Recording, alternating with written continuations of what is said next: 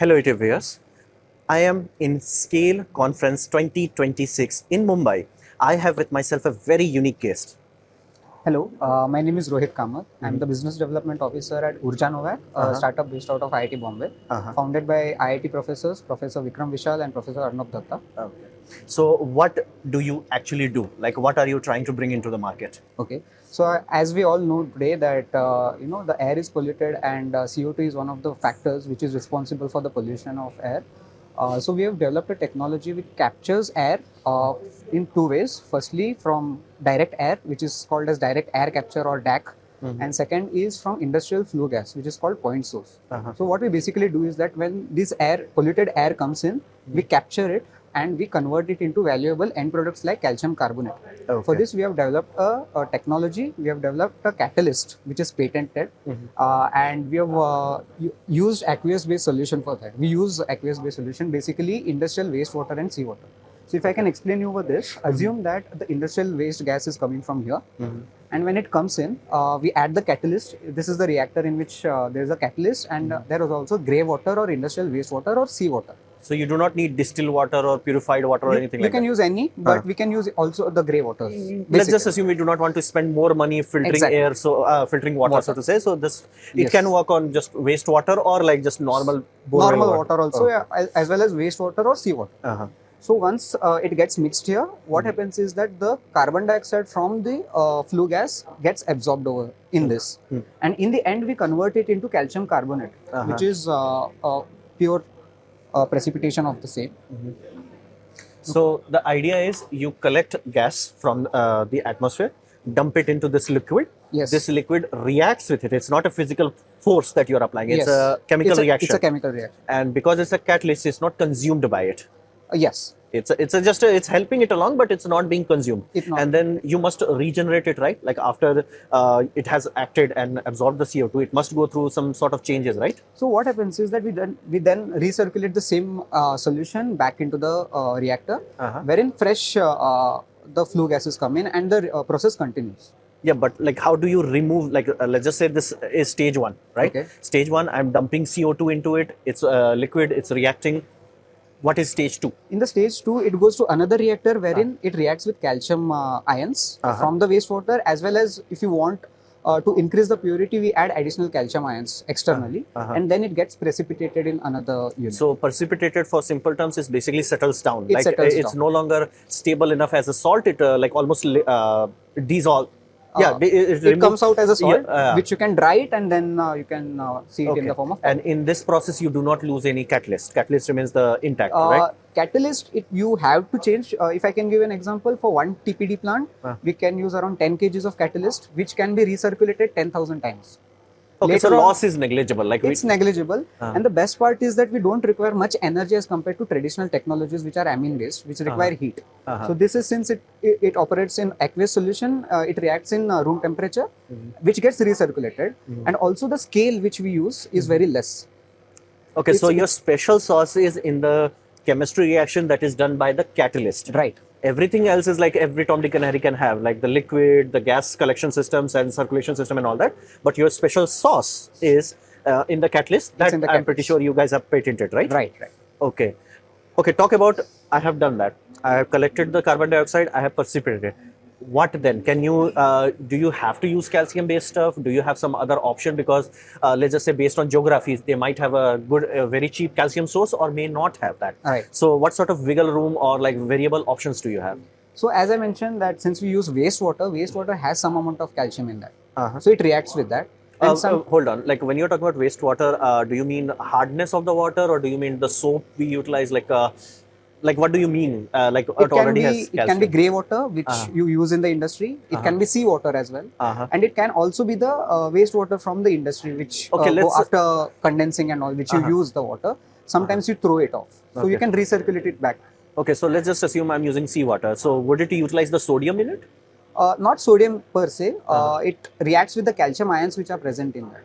So almost all water have some calcium ions. Yes. Okay, so is calcium consumed? like the calcium that you're adding, the catalyst is circulating, right? Right. But you are adding calcium in order to get the purity Right. out of it. So does that mean that calcium is the consumable? Yes. So that's what makes calcium carbonate. So you give calcium and that is consumed, and Yes. then you get calcium carbonate. Carbonate, right. Okay, tell me, why would somebody want to do that? Like, is there a market for calcium carbonate, or like what's the reason why would anybody want to do that? Okay. So firstly, the technologies which are there, they only capture CO2. The CCUS technologies, they capture and they store it or sequestrize it, like they put it in the earth. But here is the technology which we have developed, which converts it into a valuable product. Okay. Basically, if I can explain that CaCO3 based on purity, you can resell it to pharmaceutical industries or cosmetic industries. If I can give an example of cement industry, the raw material used in making cement itself is calcium carbonate. Okay. So when in the furnace, when the gases go out, when you convert that, you once again get calcium carbonate, which you can reuse it as a raw material. Okay, then the first question people will ask, what is the like mass ratio? Like, let's just say if I'm getting 10 tons, 10 tons of CO2 sequestration per day, Right. how many tons or grams of calcium carbonate I'm going to get? Okay. So for 1 TPD plant, if you use, add capture 1 TPD CO2, then you get around 2.25 tons of calcium carbonate. Wait a minute, you're getting more calcium carbonate than carbon dioxide? Yes. Yes. Are you sure about that? Yes. Yes. Okay, that sounds complicated. Okay, so and again, this does not catch on fire, right? If I'm not Right. mistaken, It's not sodium, so yeah, it does not. Basically, it's stable enough. it's stable enough. And unless you actively try to release CO2 from it, you're good, you're safe, it's Yes. geologically safe. Yes. Can you bury it like somewhere, just like I want to remove it? Like, because again, there is a risk if you start to actually consume so much CO2 and produce so much, there will be a point where this becomes surplus. Right now, it's a Right. consumable item, but let's just say keep doing it because we burn so much fossil fuel. Right. I'm pretty sure we're going to reach a point where this becomes a. So can we like just put it somewhere in the mountain, underground? Like, is it stable enough on a what you call natural level, like as a chemistry level? Like, would it react with water? How does these things work? So basically, since it depends on the purity, if it is 99% pure, you can sell it to pharmaceutical industries. So No, it no, is So it's consumable. And second point is India is importing calcium carbonate. Okay. So obviously we are calcium carbonate deficient. So yeah. Okay, so for short duration, we do not have to worry about it. And again, it is naturally stable material, so it's inherently not like, okay, it barely holds on. It's like, it's going to be fine. It's going to be fine. It's going to be fine. It's sustainable as well. Okay. So have you deployed any plant? Yeah. So as of now, we have reached TRL 6 level readiness, and we are making a plant for BPCL refineries of 15 TPD. And also with Hira Group, we are developing a plant of 5 TPD. Okay. Okay, so what's a plan for your company coming forward? Yeah, we are looking for opportunities elsewhere as well, because as you might have seen that in the latest budget, 20,000 crore something was allocated for this technology. And nowadays companies are aligning in terms of carbon capture and carbon credits. They're thinking in that terms, because carbon nowadays, CO2 nowadays is not just an environmental headache but also a business risk, because a lot of ESG and carbon credit compliances. So obviously India is moving forward in this direction, and we are trying to tap in as much as we can.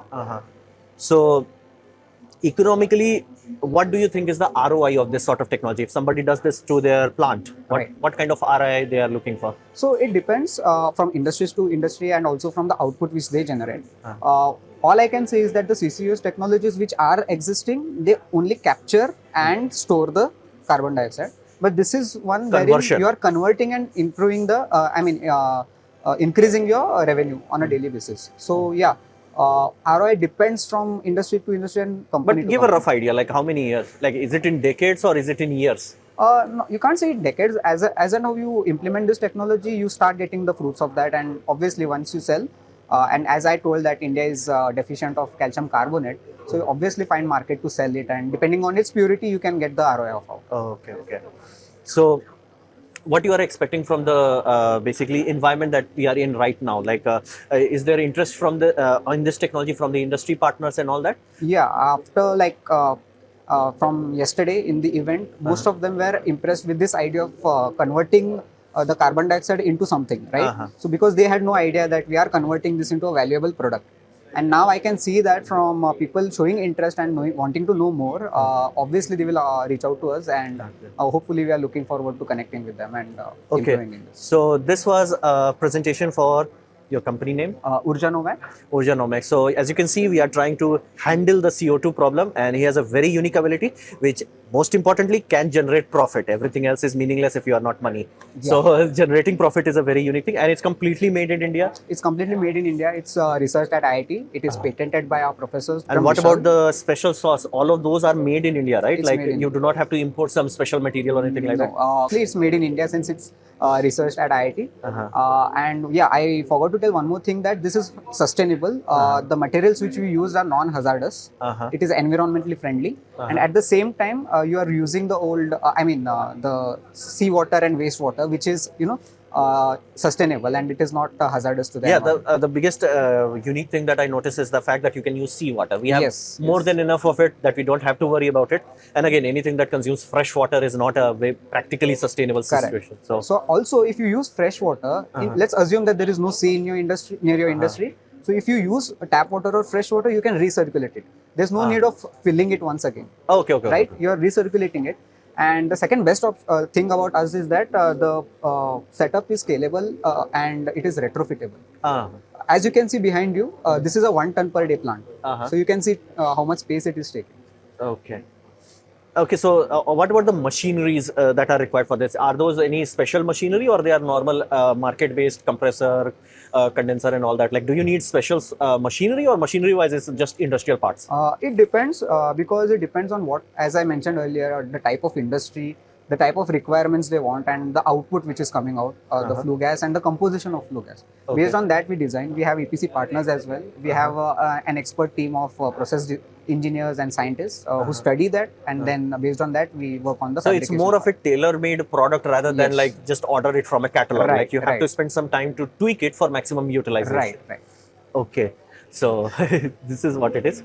Anyway, it was very nice talking to you, Same and I here. really hope this technology grows. I would not like CO2 in my atmosphere. I would like it to be removed. So I hope you can do a very good job. Yeah. Thank So you. how can people reach you? Look into that. It's like how can people reach you? So we are a startup based out of IIT Bombay. We have incubation from SIGN, which is Society of Innovation and Entrepreneurship at IIT Bombay. You can reach out to us. We have a LinkedIn page. You can reach out to us at UrjanovaC Private Limited. Okay. So this was the presentation on this CO2 capture made in India, completely self-sustaining technology, and it can generate profit. So I hope you guys have liked it. Thanks for watching. Thank you.